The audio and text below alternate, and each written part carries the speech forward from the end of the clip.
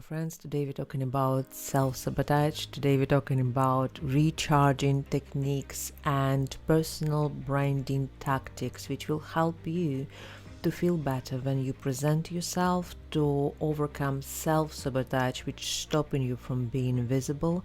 And we are going to talk about your brain, which works against you sometimes, and how to train your brain to work for you, together with you, to build your personal brand.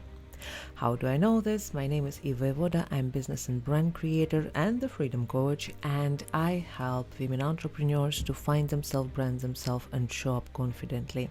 So I've been 20 years in branding and advertising industry. I had phenomenal coaches. Some of them were Olympic coaches. Some of them were yoga sport winners, the world championships. So I have phenomenal teachers, and I'm going to share some of their wisdom with you today. And I have to tell you this: to train your brain, you really need routines, you really need practice, you need to explain your brain several very important things. And I'm not going to dive deeper today into triune brain system. However, I'm going to share with you this in a very basic level. So there are 3 different types of fears which you potentially may be exposed, and the self-sabotage will be triggered by different types of triggers differently. So different techniques will be needed to overcome these issues. So one of the fears are triggered by your instinctive fears. So instinctive fears is pretty much fly or fight syndrome, the idea of danger, which is pretty much tell to your brain that something is dangerous. So for example, if you're afraid to show up, if you're afraid of public speaking, you will experience certain physical effects. So your hands will shake, maybe you will salivating very, very excessively, maybe you will feel that your temperature is rising. So the physical symptoms indicate that your body reacts into something. So if this is your problem, so I just ask you to look how your body reacts when you decide to post something online, when you decide to go live, when you decide to create videos or build some content or do any type of activities which help your brand to shine, or go for networking, for example. So if you will monitor what's going on with your body, you will understand that, well, your body reacts in some way. If it reacts in some way, if it's something which is indicate fear or anxiety, then quite probably you will need to look closely on the instinctive fears. Now, if you feel emotional discomfort, and the emotional discomfort related to your limbic system and the symptoms which you will experience around that will be the feeling that, oh my God, I'm not good enough. It almost will be the emotional roller coaster when you will feel good and bad and good and bad, and you will feel trapped sometimes. You feel that emotionally you don't feel right, something is off, you can't explain it logically, it just feels bad. So anything which you can describe as feels off or feels not right, feeling oriented things most likely will be related to your limbic system. So these will require different type of action. We're going to talk about this in some minutes. Now, the next type of fears related to your neocortex or logical brain, and these fears will be related to very important aspect. It's imposter syndrome. These are logical fears. These are fears which are very difficult to overcome, because it's pretty much like you playing chess with your mind, and your mind know everything about what's going with your brain, and basically have all cards on hands, all chess and all the strategy. And you just need to learn how to overcome your brain in this game. It's a little bit tricky, so in this case I would absolutely recommend you to have coach, but we also going to touch how to to overcome these ideas and how to recharge so you can show up effectively, because de facto when you overcome these fears, your brain will no longer spend this much of energy to overcome these fears, to fight or resist. So in the moment you overcome this resistance, you get a lot more energy. So let's dive deeper into the subject, and we will start from your instinctive fears. So your symptoms are shaking hands, you have a lot of saliva or no saliva, dry throat, or probably you have your temperature is rising, or your hands are extremely cold, or you start coughing, or your legs are shaking, which is typical, or maybe you are excessively sweating. So all these are physical symptoms. They are typically related to the fear, which is related to reptilian brain, and in this situation this is freeze, or fly or fight idea. So pretty much your body is reacting in three possible ways in these situations. It's either run away from tiger, attack tiger, or freezing. So this situation tells us that if you have this very strong fears, your body doesn't feel safe. Your mind doesn't feel safe in this situation. So when we talk about this, and especially when we talk about public speaking, or we talk about showing up as a brand, showing up as a leader, taking responsibility, we need to show by example. So repetitive action in this situation is your strongest instrument to overcome these types of fears. When you repeat the action and you explain your brain that it's safe, and you can show by example, well, we were not eaten by the tiger after we show up on video, we were not killed or destroyed or whatsoever when we post something or guest post or reach out or follow up or something like that. So if you have this strong anxiety, the nice practice, and I would not say excessive practice, but really nice practice, will help you to regulate this situation pretty well. So how to push yourself towards these practices? Here's a little trick, and I'm going to tell you about this because I saw it a lot in my program Visibility Gym, where people practice their visibility muscles and they use live video as a trigger, as an instrument to overcome their fears. So what happened? About 3 to 4 days after this excessive practice, and this is the scientific research, when your brain learn how to create the new habits, in this situation your brain start moving backwards very, very quickly, because your brain trying to protect you from overusing your energy, trying to protect you from potentially dangerous situations. So when you start learning a new habit, within 3 to 4 days your brain start reacting in such a way that it's too much of effort, let's stop doing it. And you will feel potentially that maybe it's too easy, maybe it's too boring, maybe it doesn't make any sense, so you will stop. And if you stop and your habit, the new habit potentially built within 21 to 63 days, if you stop for some significant amount of time, you will need to start all over again. So this is your brain tricking you. So how to recharge your own body, how to recharge in the situation so that all the situations work for you, not against you.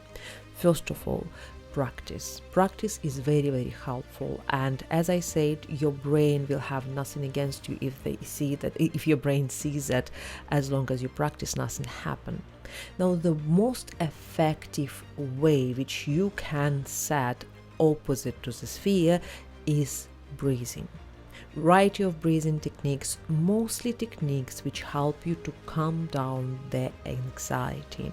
Those are rhythmic, slow breathing, and I would not recommend you to make any pauses in this breathing, so you will have the very deep breath in and very deep breath out.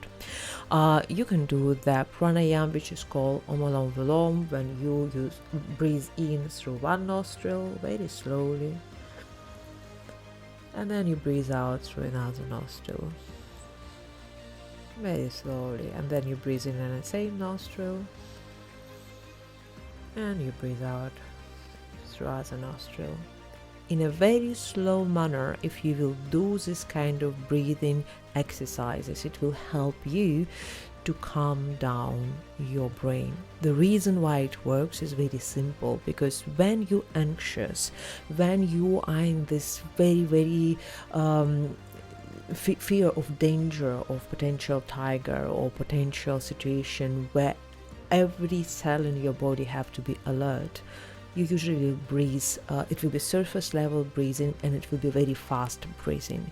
So when you slow down your breathing, when you inhale deeply and you breathe through your abdominal area, so it's lower level breathing, it's very slow, you indicate to your body that there is no danger. So through the breathing you command your body to change the wave of your thinking, the way your body reacts. That's how you recharge in this situation, and it's a very simple technique. And also there are plenty of techniques related to the rhythm.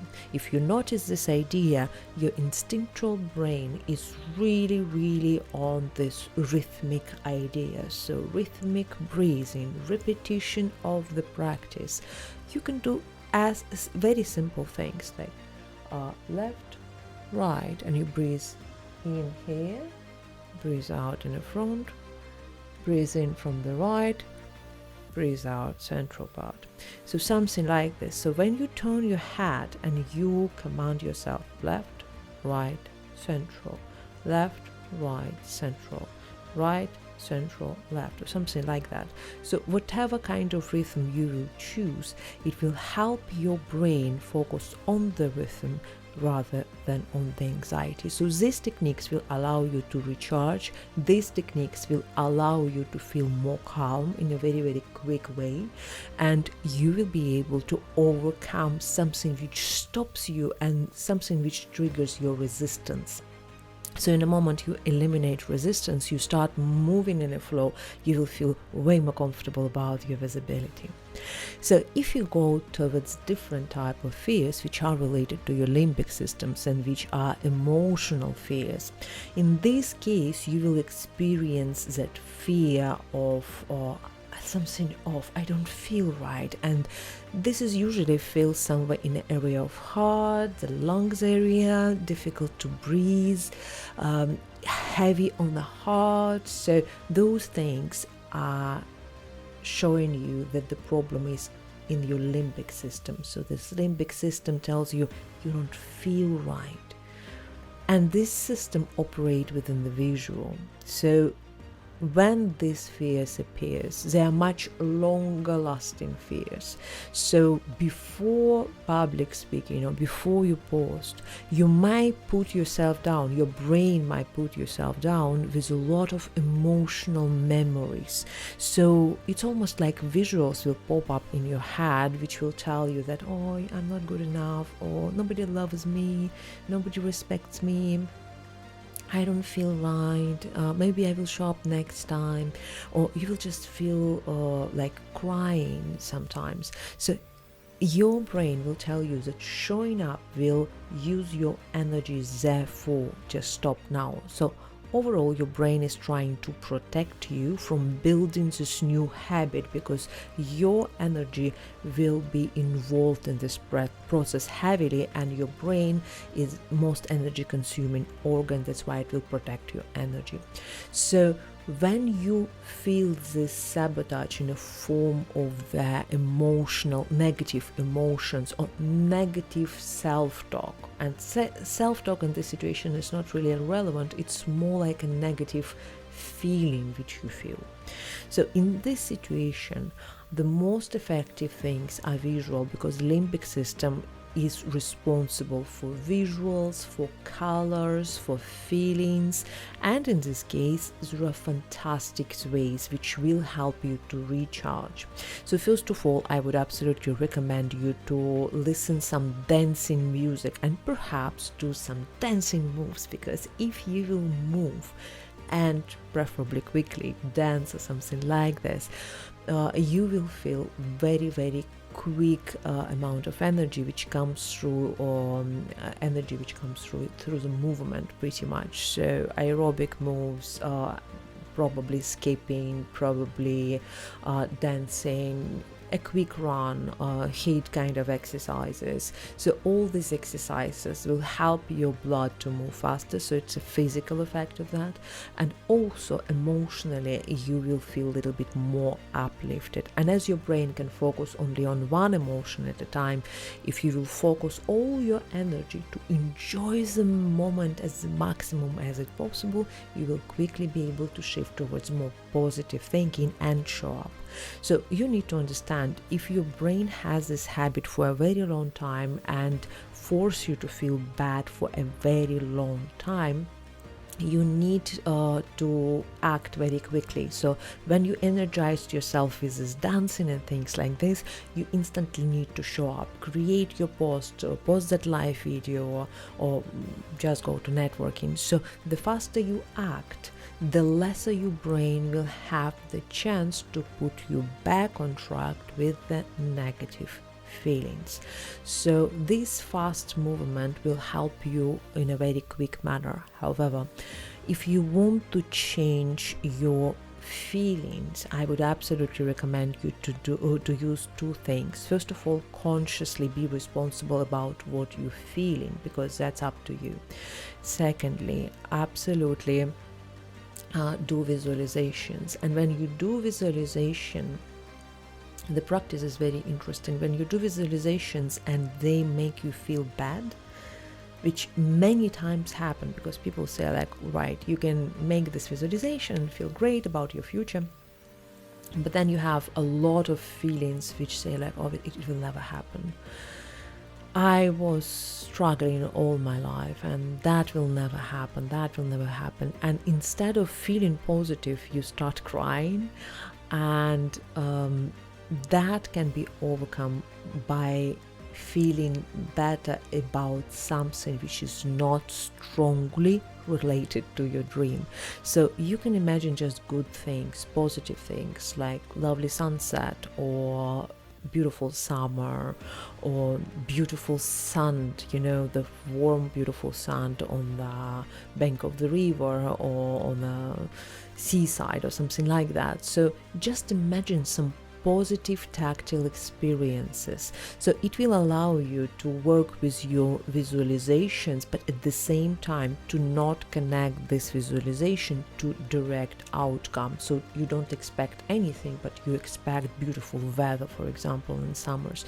On the other hand, if you imagine that in the future you will really enjoy beautiful summer with people you love, that will attract this kind of event towards your life much faster if you will stop this resistance. So let's not dive into metaphysics in this specific video. However, when you feel good about your life, it's easier for you to achieve these results, because your resistance subconsciously will put you in situations when you will do everything to not achieve what you want. So to eliminate this, imagine the future outcome, but not in a form of outcome, but in a form of the surrounding beautiful things. Like, as I said, the tactile feeling of the warm wind in the summers, or beautiful flavorful food, or something like that. Now it will allow you to move away from the negative feeling, and the longer you do it, the longer you will build the habit. And I again will recommend you at least 21 to 63 days. The more transformation you will see, the more recharge you will feel, because negative thinking, negative feeling put you down and discharge your battery very quickly. Now let's go to the chess logical brain, which is really difficult to overcome. So the fears or blocks which you will experience will be mostly related to the logical thinking. Your neocortex pretty much operate within the logic. This is where we start experiencing verbal communication. And this is why until this type of fears, your affirmations won't work, because affirmations are verbal. So your verbal affirmations work with neocortex. Guess what? Yes, you can use affirmations to recharge, to overcome these blocks. It's very, very positive. Now, what happened to your energy when you have blocks within that neocortex? In this situation with this logical brain, which is stopping you from achieving your goals, you will experience a lot of inner chatter. And guess what? Inner chatter is kind of high in hierarchy and can put down towards your emotions and then to fears. So pretty much your logical brain command your other parts of brain to execute self-sabotage. So in this situation, you really need to work with this mastermind very, very carefully. You can't command your brain, you can in a way, but it will find the way how to overcome this. So what do you need to show to your brain? You need to show to your brain that this effort of changing habit towards positive is worthy. You need to show to your brain that there is a positive outcome in it. And in these situations, there are two ways. First of all, you can absolutely communicate to yourself with the positive affirmations. Second of all, set your goals. When you set your goals and you have clarity on how you will achieve your goals, how it will positively impact your life, how it will help you to build the brand, how it will help you to lead people, how it will help many of people around to change their life and make you feel better about yourself, this will motivate you more and more and more. Now, when we work with resources, and as we're talking about the recharging, it's a lot about resources. In this situation, you also need to understand that your logical brain responsible for your routines, for logical execution of your routines. So what are these routines? When we talk about healthy eating habits, when we talk about meditation, when we talk about healthy sport exercising and things like that, it's very important for your brain to execute the things regularly. And guess what? When you experience self-sabotage, the first things which you probably will do is like consume some sugar, or you will stop doing exercises and instead will watch a lot of Netflix, or maybe you will not sleep for long enough to have that short sleepless night, which will remove all your energy in the morning.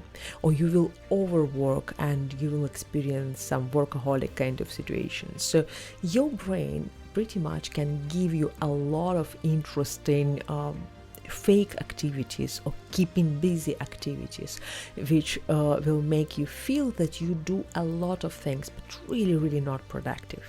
So how to overcome it and what to choose over these unhealthy habits. So in this situation, the easiest way to overcome these negative habits and build the new habits and avoid self-sabotage is to write down things, write down the metrics. So first of all, I would recommend you to set the distance on which you run. So challenges are very effective method. I personally use challenges all the time. For example, I had a 30 days running challenge. So I start running 1 minute a day, 2 minutes a day, 3 minutes a day, and then until 10 minutes a day. Then I had a break for 1 or 2 days. I was just walking every day. And then after that, I was again running 10 minutes, 11 minutes, 12 minutes, etc. until 30 minutes. This challenge helped me to understand my running habits and also build the idea how I would rather run in the future. So I thought that running 30 minutes for me was nearly impossible. However, running 10 minutes with a break, 10 minutes with a break, and 10 minutes with a break was just fantastic and joyful experience. So this is how you train your body to do things which you like, but you need to listen your body feedback as well. So when we talk about the health challenge, again, don't choose some severe diets. Choose some diets which you really enjoy, which are not really difficult, but rather do them for a very long time. So healthy diets, or rather healthy lifestyle, literally take longer time but impact you long term. So you can set up, let's say, 90 days challenge for healthier food. Let's say 90 days without sugar or 90 days without gluten. It's up to you. So all these long-term programs will help your brain to get into the routine, and when you start building routines, your habits start working for you.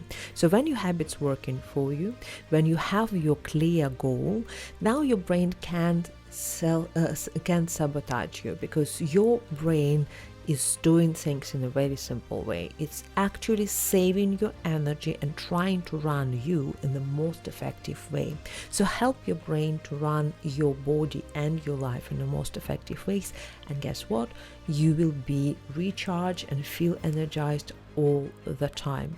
And no, I don't tell you anything super new, like, you really need to have healthy diet, you need to do some exercises, you need to care about your body. You don't really need to damage or traumatize your body. You need to care about your mentality. And in this case, when we talk about mental health, I absolutely can recommend you to do more meditation. I would not force you to do meditation like 10 hours or something. I was initiated in Maharishi Mahesh Yogi School long time ago when I was 16. So they did use binge mantras for meditation techniques. You can use any style or methods. Like very popular is Trataka, when people look for the candle for a very long time. So it's less meditative but more focusing technique. So there are plenty of ideas which you can use instead of meditation. For example, Trataka is not really the meditation technique, it's more focusing technique. Or you can focus on breathing, technique for meditation, or you can just meditate with the guided meditation, which you can find plenty online. However, if you will teach your brain to at least deliver 15 minutes of silence per day, it will allow you to recharge. It will allow your brain to feel better, to readjust itself. So 10 to 15 minutes meditation after you wake up and before you sleep will be very helpful for you, and it's a very healthy practice to infuse in your daily life. So those are techniques which I recommend for you.